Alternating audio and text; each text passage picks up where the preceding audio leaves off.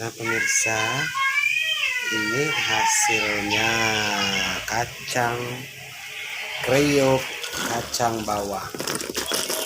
Ini hasilnya. Jangan lupa dikasih kertas koran ya, supaya minyaknya meresap ke kertas, karena ini meresap minyak sekali. Sayang,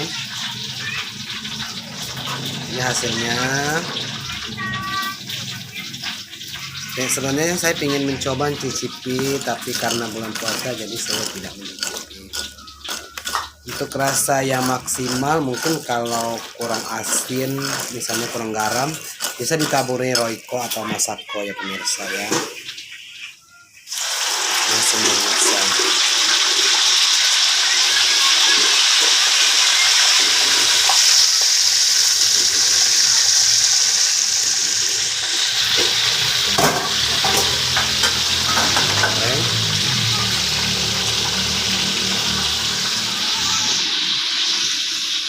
Hasilnya pemirsa ya,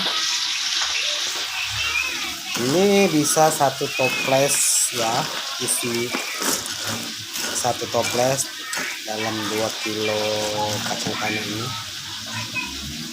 Oke, terima kasih. Assalamualaikum warahmatullahi wabarakatuh.